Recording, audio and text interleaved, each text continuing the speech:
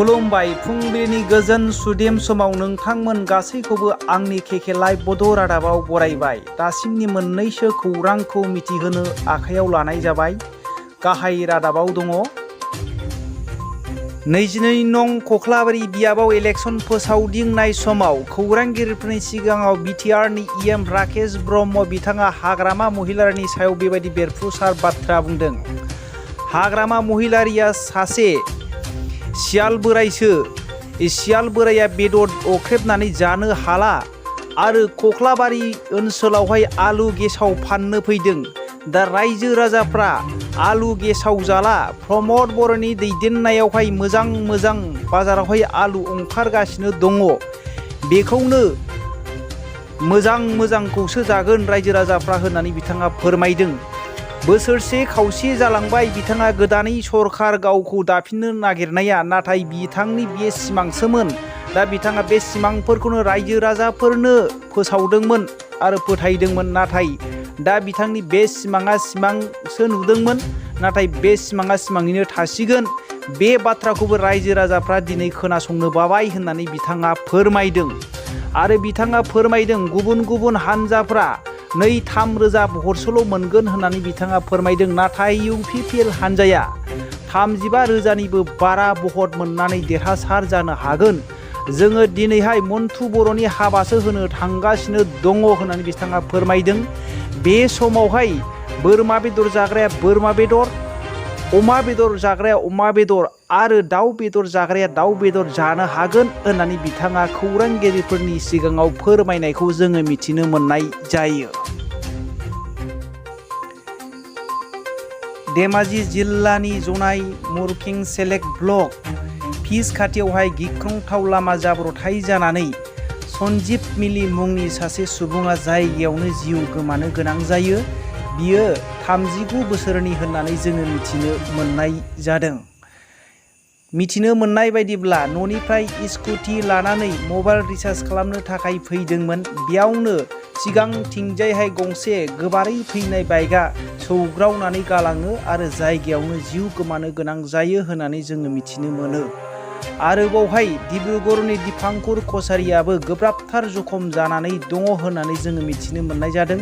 दा बेखौ मोजांथार फाहामथाय होनो थाखाय रुपसिंनि फाहामसालियावहाय थिसननाय जाबाय। दा बेखौ फाहामथाय होगासिनो दङ।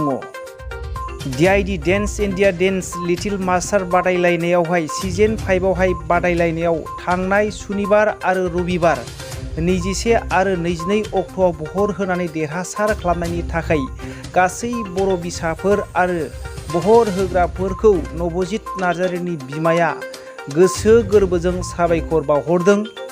आरो फैगोन 29 आरो 30 मे खालार खालिबो बहर होनानै देरहासार खालामबावनो थाखाय बयखौबो आखाइ खबजबनानै खुलुमहरना मदद बिहरबावदों। आसा खालामो बयबो बर' हारिनि मुङाव बहर होबावगोन होननानै।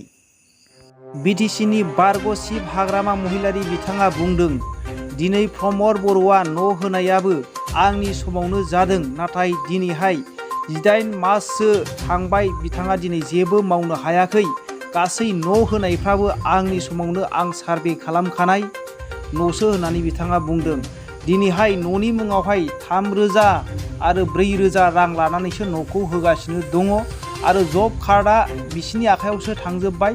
जब कार्डनि मुङावहाय 2,500 रां आरो 3 रोजा रां बेफोरबायदि हाबनायखौबो दिनै सिगि सग' मानसिफोरखौ लांनानै थाखाखौ बख'होनानै खुनुरुखुम 200-300सोल' रां हरगासिनो दं होननानै बिथाङा फोरमायदों। बिनिखायनो बिसिनि सरकारा 5 बोसोर जोरा। कख्लाबारि बियाबावबो 100% BPF हानजाया देरहागोन होननानै बिथाङा फोरमायदों। 20 आरो 25 रोजासो भट मोननानै देरहासार जाथारगोन होननानै बिथाङा बुंदों। बिथाङा फोरमायबावदों दि प्रमद बर'आ दिनै BJPखौ बिटिसिनिफ्राय आउट खालामनो थाखाय आंजों सावरायगासिनो दङ होननानै बिथाङा बुंदों। आरो प्रमद बर' सरकारा गुबुन हारि जनगोष्ठीखौ दिनै नाया, बिनि थाखायनो दिनैहाय प्रमद बर'आ 5 बोसोर बिटिसिखौहाय सालायनो हानाय गोहो गैया होननानै बिथाङा बुंदों। बाक्सा जिल्लानि सालबारि आबसुनि मावथिफ्रा सासे फोरोंगिरिखौ बुदों। मिथिनो मोननाय बायदिब्ला बियो सासे कम्पिउटार फोरोंगिरिमोन होननानै जोङो मिथिनो मोननाय जायो। बिनि मुङा जतिश दास होननानै बुंदों। सासे बर' सिख्लाजोंहाय फट' खेबजाबनायनि दायावहाय बुनाय जादों होननानै मिथिनो मोननाय जादों। गासैबो मबाइलाव फोरमान नायनायनि उनावहाय फोरमान मोननायनि उनावहाय लावथिजों बुदों। गावनि एसिस्टेन्ट सयतवती बसुमतारीजों फट' लाजाबनायनि जाहोनावहाय बिखौहाय लावथिजों गोबां खेब बुनानै मानजा जाहोदों होननानै जोङो मिथिनो मोननाय जायो। उनावहाय बिमाया बे जाथायखौ मिथिनानै आबसु अफिसाव थांनानै मोनसे ब्लेंक पेपारावहाय सागान होहोनानै बख'नानै लाबोदों होननानै मिथिनो मोननाय जायो। दा न'खरनि सुबुंफोरा न्याय बिसार नांगौ होननानै खाथिनि पुलिस थानायाव एफआइआर होबाय होननानै जोङो मिथिनो मोननाय जायो।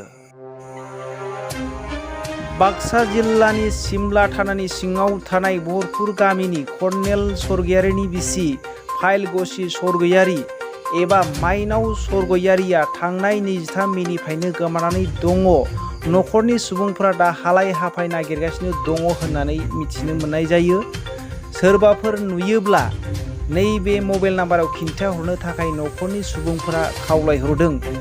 8089313991 आरो मोनसेबाव 7086200960 बे मबाइल नाम्बाराव खिन्थाहरनो थाखाय न'खरनि सुबुंफोरा खावलायहरदों। मिथिनो मोननाय बायदिब्ला बिसोरो गुवाहाटी सुवालकुसियाव थायोमोन होननानै मिथिनो मोननाय जादों। बेजों लोगोसे दिनैनि रादाबा एसेन्सि रादाबखौ जोबनायसिम खोनासंनायनि थाखाय बयनिसिमबो खौथि खौथि साबायखर थाबाय। जै बर' हारिनि जै।